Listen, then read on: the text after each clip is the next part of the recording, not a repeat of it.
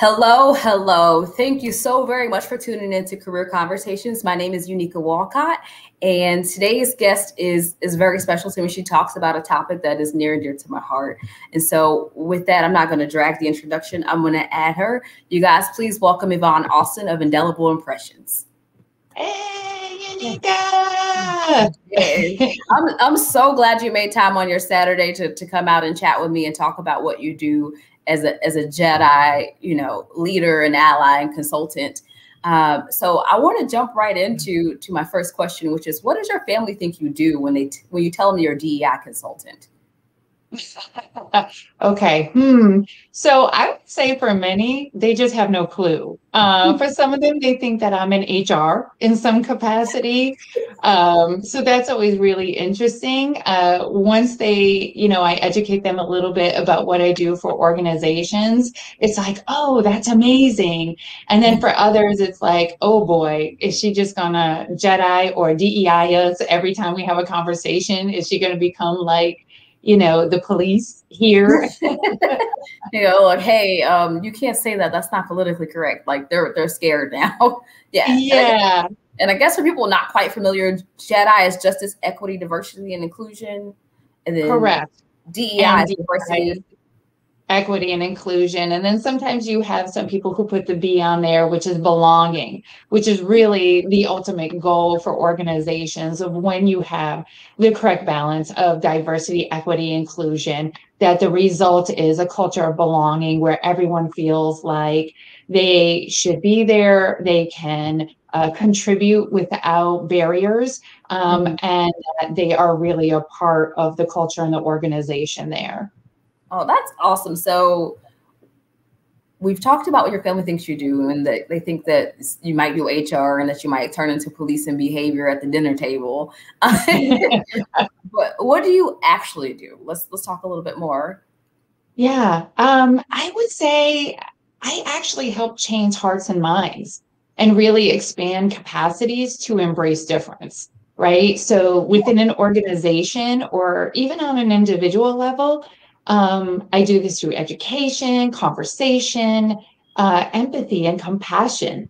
It's really about, I would say, meeting folks where they are to help build a bridge to enable them to get to where they want and need to be. So within an organization, that's from a diversity, equity, and inclusion standpoint. And then I would say on a personal level, it really helps individuals to break down barriers in their thinking and their feelings on what makes us different to really just drive greater connection among us. Drive greater connection. What does connection look like to you? Connection to me looks like taking down all of the trappings of perhaps what I've come to believe and think and feel about individuals, and kind of scrapping that and giving everyone a clean slate to say, hey, what is it that we have in common? What is it that I can learn from you, or that we can share in a meaningful way that adds value to my life, whether that's intellectually, from a moral standpoint, behaviors, etc. It's deeper than just being surface conversation. That makes sense. It's different than hey, how are you doing, and not really stopping to listen to hear what people say and making that contact and see if they're going, I'm okay, but like they look like they going through it. Yeah, and that's the worst thing that we could do, especially in the workplace, right? That's just, for me, that's just as performative, if you will, as corporate statements coming out and saying, hey, we understand the impact of Black Lives Matter and we're going to make these changes, but never really doing anything to step up to the plate. When we do that with people, especially in the workplace, and we're like, oh, hey, how you doing? And we're like walking away, that really denotes to the individual, like, I don't really care. I don't really care. I'm doing this as a nicety. I'm doing it because it's what's socially acceptable in the workplace, but I didn't take time to actually talk to you, to actually listen and care about how you are doing. And so we need to really be intentional about these interactions with one another in order for them to be meaningful and valuable, and to truly establish a connection with one another. Oh, that's fantastic. And to your comment earlier, so you talked about belonging and being added to DEI and Jedi. Someone said belonging. I haven't heard that before. That's perfect. Yeah, I hadn't heard that either, but I really like it because that is the ultimate goal here, is to, like you said, build that connection, to move beyond just doing that, which is the socially accepted sort of norm at the workplace, and to really actually connect with people and to care. So that is fantastic. So we've talked about what you actually do versus what your family thinks you do, and not that you're not the police. What made you choose this particular profession and career? Just out of curiosity. Oh boy. So I would say an awakening. An awakening. I mean, I had been doing some of this work within the organizations I supported for over 21 years in marketing and communications, but I've been a part of employee resource groups and business resource groups, helping to develop pipeline programs and engage in courageous conversations, and really trying to advance the work of those groups within the organization. And at one point, I just had this awakening of like, I'm not functioning in my purpose. Like, I'm doing this thing and people are saying, oh, you know, you're really good at X, Y, and Z. But I still, when I would put head to pillow at night, I was still unfulfilled and dissatisfied. Like, the bank account was straight and the LinkedIn profile was straight, right? And everything else. But I just felt this void. And also on a spiritual level. You know, I just felt like God was telling me, like, you're not functioning in your purpose and you need to be doing that. And that really is the measure of ultimate success. And so I decided to make the leap from, you know, being in corporate America and seeing and witnessing and experiencing for myself some of the same things that now I'm trying to change for others. The organizations, but even more so the individuals, no matter what walk of life that you come from. Everybody deserves to be valued. Everybody deserves to have their unlimited potential realized. And so for me, it's about creating those environments for others. Say that though. Everybody deserves to be valued. I love that. Like, and have their potential actualized. So another comment, it said, self-awareness is so important. I'm glad you took time to figure out what you really wanted to do. Someone else said, look, so glad you took the leap of faith. So this is resonating with people. So what gave you the courage to take that leap of faith? I'm just curious. Number one, honest, like, you know me, I always say unapologetically authentic with it, right? Yes, unapologetically. Yeah. Number one, I would say my faith. First and foremost, of feeling very secure in that foundation in my life. I would say my husband was tremendously instrumental in that, to be able to say, like, when I came to him with it, like, what do you think? And him saying, like, yes, babe, like, I believe in you. I believe in the purpose within you. And so we'll do whatever we have to do.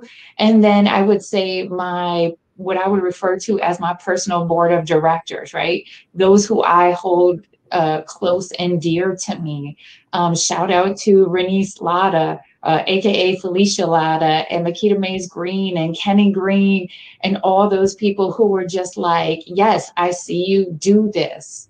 And then those who were already in my network and who had come to know me in a professional capacity, that were just like, yes, you know, you absolutely should be doing this, because not only do you have the skill set, but you have the heart and you have the compassion and empathy to meet people where they are and walk with them along this journey.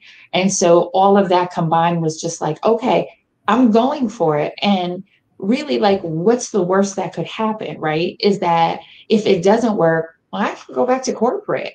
But I dare say, when you function in purpose, and that's why I always say now, like, this isn't the work I do, this is the purpose I do.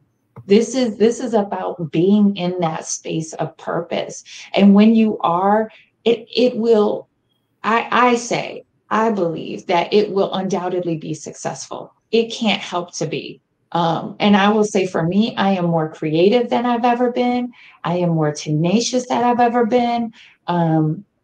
I'm more effective, I feel like, than I have ever been before. And that's just beautiful. And I do put head to pillow every night, feeling like, okay, I'm exhausted. This was a 13-hour day, but like, oh, I helped do something meaningful on the earth. Like I'm helping to, as I said, walk with people on this journey to change hearts and minds so that we can engage with one another better, more meaningful, breaking down these barriers of racism and sexism and phobias and all the isms and the ias, if you will, right? Yes. And just seeing people from a people first perspective, right? Like you and I, it's not about the fact that we identify as female and that we are Black women and we are this and we are that. But like, I see you as a person, you see me as a person, and we can communicate and connect on that level that is so much more meaningful than worrying about all the other things that people see. Mm-hmm.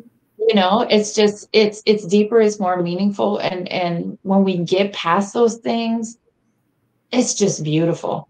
It's just really beautiful. And it's not just for doing this about like right now, but this is about the generations that come behind us, right?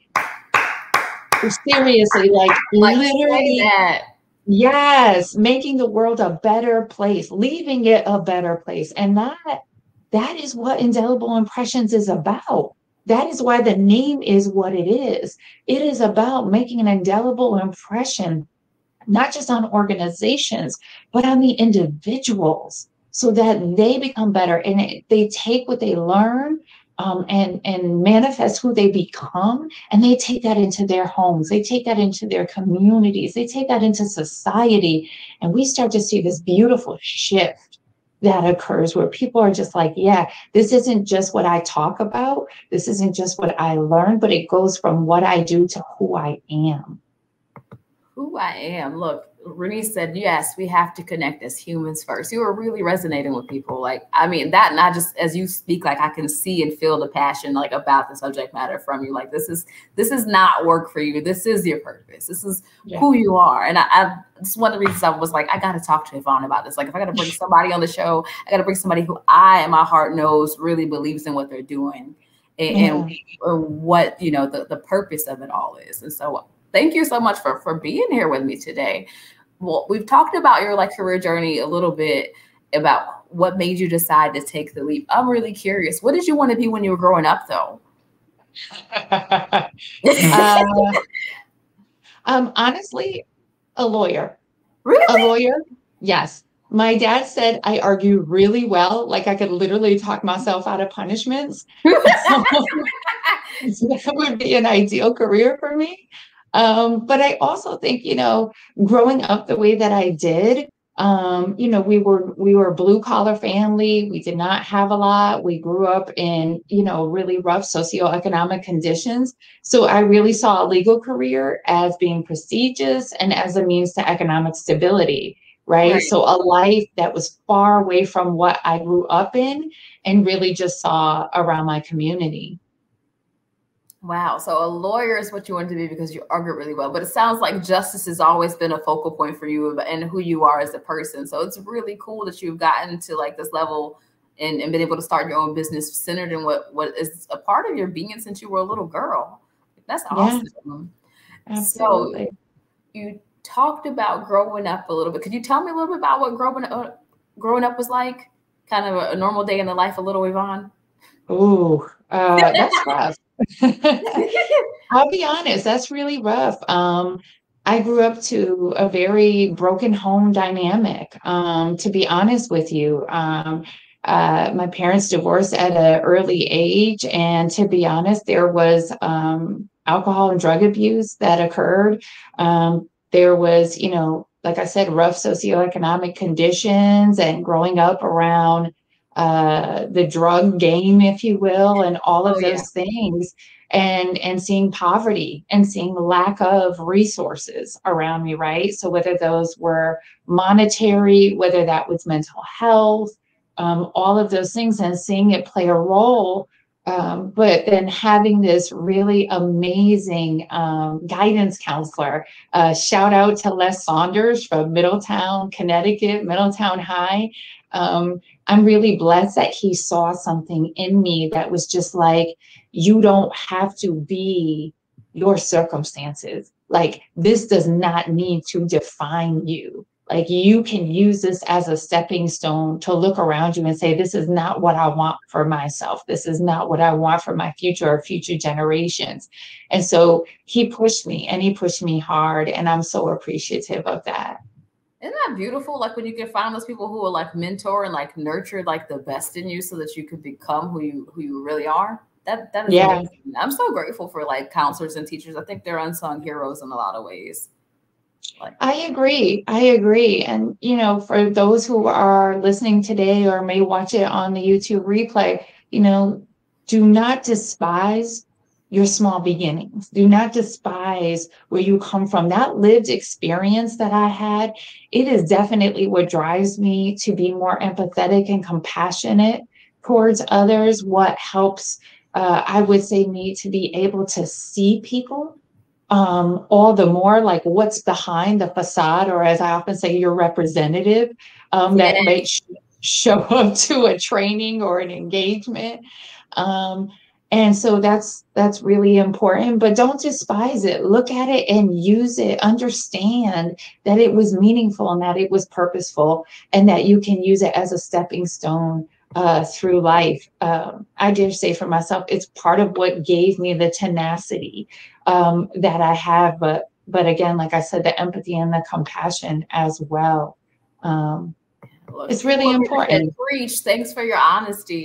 You know, Renee said this is why your work is so transformative. Like, so I mean, truly, and I'm discovering even in this conversation, you and I got a lot more in common than I knew before.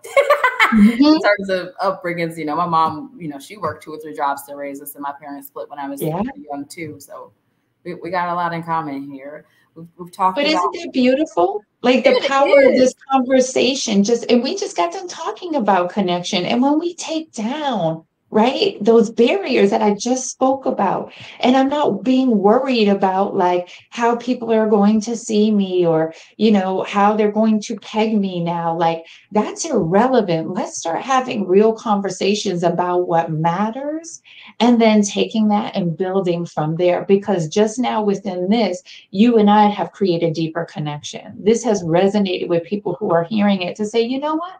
I don't need to be ashamed of that. I don't need to be worried about what that background, how people will perceive me in the professional or corporate settings. You know, that's part of my history. This is part of who I am, and it's part of why I do what I do. And that's okay. And if I'm not your cup of tea, as my friend Mark Rivera says, if I'm not your cup of tea, don't take a sip. It's okay. Do not take a sip. I love it. Look, people, I think Renee said, she said, we are the sum of all our experience. God wastes nothing. Yes. Amen to the amen on that. Yes. I mean, and as funny as it is, I've got something coming up myself that it has me a little bit anxious about like how much I share. And this has been very encouraging to me, actually. So it's kind of funny. I'm here, like, let me share this with you. But I feel like every week I do this show and I get like gifts from the people I talk to. So just thank you for being here. We've talked about growing up. We've talked about your purpose and your why, what you wanted to be. What advice would you give somebody who was interested in becoming a DEI consultant or working in this space? Number one, I would say only embark on this journey if you desire to make meaningful change. This isn't about like that this is the hot new career trend, right? It couldn't be. You know, when people say like, oh, you know, the industry is evolving because of the murder of George Floyd. Well, I will tell you that I started on this path before the murder of George Floyd. The murder of George Floyd and so many others just drove me all the harder to do this work, especially because of the rhetoric around it and the divisiveness that it was creating in our society and in communities. But it wasn't a precipice for it. Right. But again, you know, embark on this journey if you really desire to make meaningful change. Don't give lip service to it. Don't do it because, like I said, it's the hot new thing. Do it because you want to You want to see the world evolve in a really meaningful way. And then I would also say you have to have thick skin and patience, uh, and a ton of it, because people's barriers can be tough to hear and to process. And sometimes it's directed at parts of your own intersectionality that exists. And you're like, I can't change it. I'm a woman. I'm sorry, not really. Yeah, yeah. And I'm a Black woman, and you know, whatever, and all those intersectional layers of us. But having that thick skin and patience is what it takes, because you have to be able to walk with people, sometimes at their own pace on this journey. And I work with organizations. Sometimes you have people who are like, yes, I get it. I understand the importance of all of this, and I'm with you. And they are right in stride. And then you have people who are, you know, they're just kind of like, all right, I'm not jogging alongside you, but I've got a, you know, a good pace, you know, like I'm interested. You got my interest. Let's go along. And then you got some back at the starting line who are just like, oh no, we won't go. They're like, look, you can go run by yourself. I'll watch. Exactly. Or who really say, there's no need for me to be on this journey. I believe what I believe. I feel the way I feel. I see things the way that I see them, and I'm not changing. And so you have to be able to almost, I dare say, have multiple iterations of oneself to be with those who are moving ahead, be with those who are somewhere in the middle, and then to sit at the starting line with those and just talk to them and help them to evolve in their thinking, in their feeling, and thus hopefully their actions as a result. Wow, that is a lot to try to be essentially in three places at once as a professional and still be able to show up as a wife and a mother and everything else you have to be in life. How do you take care of Yvonne? Ooh, I actually, it's funny you asked this. I just did a post on this the other day, that I'm glad has gotten quite a bit of eyeballs, is what I call titleist time, right? And it's a really important concept. I didn't read it anywhere. I just kind of developed it over time, thinking about all of the titles that we hold as individuals, right? You just hit on a couple, you know, wife, mother, I'm a sister. I'm a daughter helping an ailing parent right now. I am a business partners, you know, with other groups, and just there's so many different. Like if I were to chart all of the hats that I wear, Brooks Brothers would have to move over. It is about finding titleist time where I just step back and I'm like, in this moment, I need to be just Yvonne. Just Yvonne, like no other titles, not answering to any titles in emails and text messages, in hey babes, hey moms, whatever, and just stepping away to just be me, whether that's for 30 minutes, whether that's for a whole hour, it's on an individual walk, whatever it is, but taking that time to step away to just be you and to check in with yourself, and you know, depending on, you know, I would say your, if you have religious beliefs, whatever that is for you, connecting with that as well, and just having that time to have that deeper connection, conversation about you, and then being able to really refill from the well that you pour out from, because you can't give from an empty well. I know everybody says that, but girl, I swear I have tried to scrape the bottom of that thing and been like, there's not even a drop left. No, that's when depression shows up. Yes, and breakdowns show up, and you are less effective in all your roles, right? When you think about that, and the titles that you hold, you're so much less effective. So you might as well take that time to fill back up. If you're going to pour out to this one, that one, that one, that one, you better make sure that you've got a well to draw from. And so that titleist time, I think, is really important. Yeah, I love it. Renice loves, you said, I love that titleist time. Look, I saw that and I was like, ooh, I had never thought of it that way. I love this title this time. Like, look, I'm not wife right now. I'm not business owner. None of these things. That's beautiful. I love it. So we've talked a little bit about your self-care routine. What did you wish you knew before you started on this journey? Oh, I think now in my older age, in my more Old, seasoned stop it. Okay. time, um, that you evolve in stages of life, and that it's okay for your interest and career to evolve too, right? Whatever you studied in college or the work that you've done for years does not have to be who you are and what you do forever. If you have new interests and desires, pursue what feels right and authentic to you. And I would say be okay with redefining what success looks like on your terms, and not society's. Money and the accolades, it's a mean to some things, but it shouldn't be the driver for us, I don't feel. So I would say just be open to the evolutionary process of life and seasons and be okay with moving forward. I used to think, before, like, oh, like if somebody went to law school or they went on to become a doctor, like, oh, you put so much effort into that, so much money, time, etc. Like you really should walk that thing out to the very end. But we change, we grow. Hopefully, we evolve in what matters to us. So aligning with that, I think, is really critical. And if you do that, again, I dare say the success will come. And what that looks like on your own terms, that's not always tied to money. For me, that was tied to putting head to pillow at night and feeling fulfilled, feeling like I was aligned with my purpose.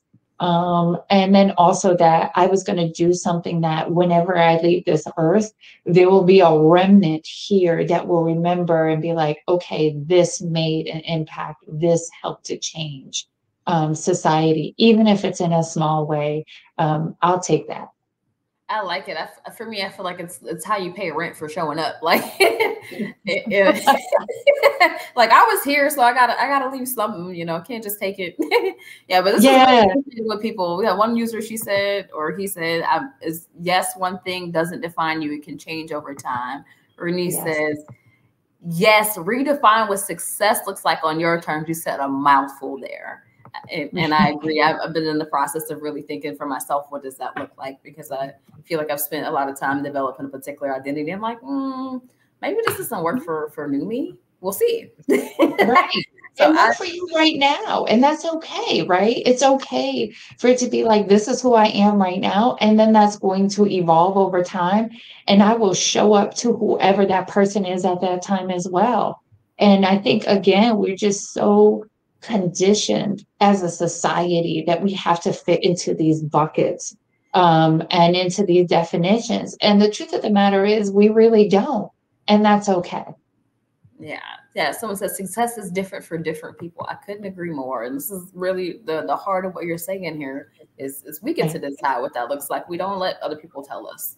Right. So we've talked about how you define success, what people should know going into this business, and how they should really be committed and have a sense of purpose around it, and how important self-care is. I guess kind of more of like a final question. Is there anything I have not asked that you would like to share? No, I would just say, I want to emphasize to everybody who's watching or listening, just really the importance of blazing your own pathway and how important it is to not subscribe to society's definition of success for you as an individual. The journey is and should be different for everyone. And if you love what you do and you feel purpose in what you do, success will surely follow. That's it. Success will surely follow. I love that. And so can you tell everybody where we can reach you? Oh, definitely on LinkedIn. I'm on LinkedIn probably more than I want to be. But we understand that that's the nature, right? Of an entrepreneur and business life is that's where the conversations are happening. So I'm always trying to push out content that resonates, that helps educate, that helps us think outside the box. And then to have really amazing conversations with folks like you. That's where we met. So I'm Yes. grateful for it. Yes. And then the website is www.indelible-consulting.com. You can get more information about what I do, why I do this purpose, not this work, but this purpose. And also there's a clients page, so you can actually see what some of our clients are saying about what I am doing to help them transform their organizations. So there you have it. This is where you can reach Yvonne. You can find her on LinkedIn. You can find her here on the website you see on your screen, indelible-consulting.com. It has been an absolute pleasure to have you here today. Thank you so much for your time. If you'll hold just a moment for me, I'm going to close out the show. All right. Thank you, Uniqua. All right. Thank you all so very much for being a part of today's show.